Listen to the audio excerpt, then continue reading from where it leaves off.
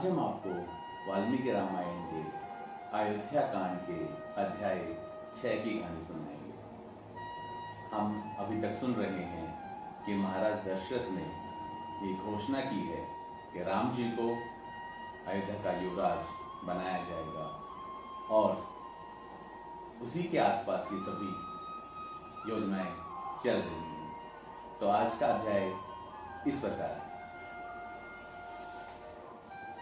रोहित जी के चले जाने पर मन को संयम रखने वाले श्री राम ने स्नान करके अपनी विशालचना पत्नी के साथ श्री नारायण की उपासना आरंभ की।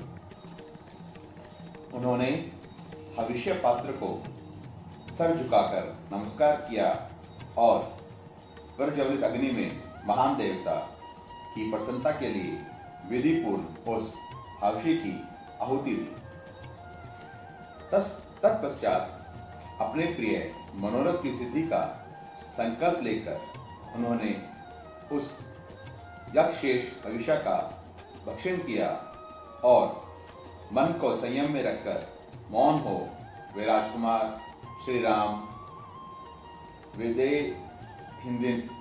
विदेह नंदिनी सीता के साथ भगवान विष्णु के सुंदर मंदिर में श्री नारायण देव का ध्यान करते हुए वहां अच्छी तरह बिछी हुई कुश की चटाई पर सोए।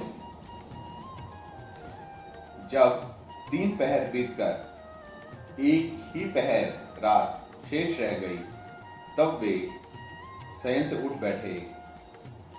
उस समय उन्होंने सभा मंडप को सजाने के लिए सेवकों को आज्ञा दी। वहां सूत मागध और बंदियों की श्रम सुखद वाणी सुनते हुए श्री राम ने प्रातः काल की संध्या उपासना की। तदंतर रेशमी वस्त्र धारण किए हुए श्री राम ने मस्तक झुकाकर भगवान मधुसूदन को प्रणाम और उनका सत्वन किया। इसके बाद ब्राह्मणों से सत्यवाचन कराया। उन ब्राह्मणों का पुण्य हवांचन संबंधी गंभीर एवं मधुर शौक नाना प्रकार के वादों की ध्वनि से व्याप्त होकर सारी अयोध्यापुरी में फैल गया। उस समय अयोध्यावासी मनुष्यों ने जब यह सुना कि श्री रामचंद्र जी ने सीता के साथ उपवास व्रत आरंभ कर दिया है तब उनको बड़ी प्रसन्नता हुई। सवेरा होने पर श्री राम जी के राज्याभिषेक का समाचार सुनकर समस्त पुरवासी अयोध्यापुरी को सजाने में लग गए। जिनके शिखरों पर श्वेत बादल विश्राम करते हैं और पर्वतों के समान गगनचुंबी देव मंदिरों, चौराहों, गलियों, देव वृक्षों, समस्त सभाओं, अट्टालिकाओं, नाना प्रकार की बेचने योग्य वस्तु से भरी हुई व्यापारियों की बड़ी बड़ी दुकानें तथा कुटुंबी गृहस्थों के सुंदर समृद्धिशील भवनों में और दूर से दिखाई देने वाले वृक्षों पर भी ऊंची ध्वजाएं लगाई गई और उनमें पताकाएं फहराई गई। उस समय वहां की जनता सब और नटों और नृत्यकों के समूह तथा गाने वाले गायकों की मन और कानों को सुख देने वाली वाणी सुनती थी। श्री राम जी के राज्याभिषेक का शुभ अवसर प्राप्त होने पर प्राय सब लोग चौराहों पर और घरों में भी आपस में श्री राम के राज्याभिषेक की चर्चा करते थे। घरों के दरवाजों पर खेलते हुए झुंड के झुंड बालक भी आपस में श्री राम के राज्याभिषेक की ही बातें करते थे।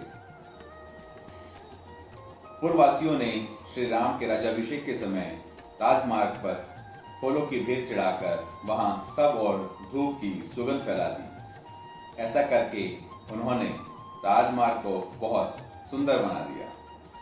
राज्याभिषेक होते होते रात हो जाने की आशंका से प्रकाश की व्यवस्था करने के लिए प्रवासियों ने सब और सड़कों के दोनों तरफ वृक्ष की भांति अनेक शाखाओं से युक्त दीपस्तंभ खड़े कर दिए। इस प्रकार नगर को सजाकर श्री राम के युवराज पद पर अभिषेक की अभिलाषा रखने वाले समस्त पूर्ववासी चौराहों और सभाओं में झुंड के झुंड एकत्र हो वहां परस्पर बातें करते हुए महाराज दशरथ की प्रशंसा करने लगे। आहो, इक्ष्वाकुकुल को आनंदित करने वाले ये राजा दशरथ बड़े महात्मा हैं, जो कि अपने आप को बूढ़ा हुआ जानकर श्री राम का राज्याभिषेक करने जा रहे हैं। भगवान का हम सब लोगों पर बड़ा अनुग्रह है कि श्री रामचंद्र जी हमारे राजा होंगे और चिरकाल तक हमारी रक्षा करते रहेंगे, क्योंकि वे समस्त लोगों के निवासियों में जो भलाई या बुराई है उससे अच्छी तरह देख चुके हैं। श्री राम का मन कभी उदित नहीं होता। वे विद्वान, धर्मात्मा और अपने भाइयों पर स्नेह रखने वाले हैं। उनका अपने भाइयों पर जैसा स्नेह है वैसा ही हम लोगों पर भी है। धर्मात्मा एवं निष्पाप राजा दशरथ चिरकाल तक जीवित रहें, जिनके प्रसाद से हमें श्री राम के राज्याभिषेक का दर्शन सुलभ होगा।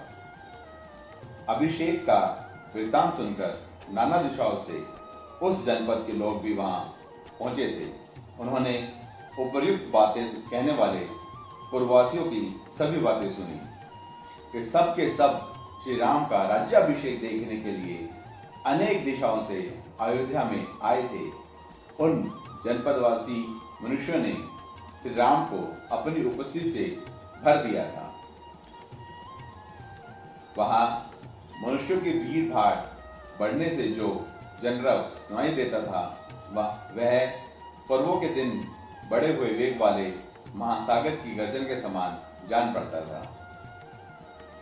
उस समय श्री राम के अभिषेक का उत्सव देखने के लिए पधारे हुए जनपदवासी मनुष्यों द्वारा सब ओर से भरा हुआ वह इंद्रपुरी के समान नगर अत्यंत कोलाहलपूर्ण होने के कारण मकर, नकर, कमिडल अथवा विशाल जल जंतुओं से परिपूर्ण महासागर के समान प्रतीत होता था। और इस प्रकार से वाल्मीकि रामायण के अयोध्या कांड के अध्याय 6 संपन्न होता है। हम ये चाहते हैं कि वाल्मीकि रामायण की जो कहानियां हैं वे सब लोग सुने, इसलिए आप सबसे अनुरोध है कि हमारे पेज राम लखन यात्रा को फॉलो कीजिए, ज़्यादा से ज़्यादा लोगों के साथ शेयर कीजिए और आप सभी लोग सुनते रहिए प्रभु राम की कहानी भक्त मनु की ज़बानी। जय सिया राम।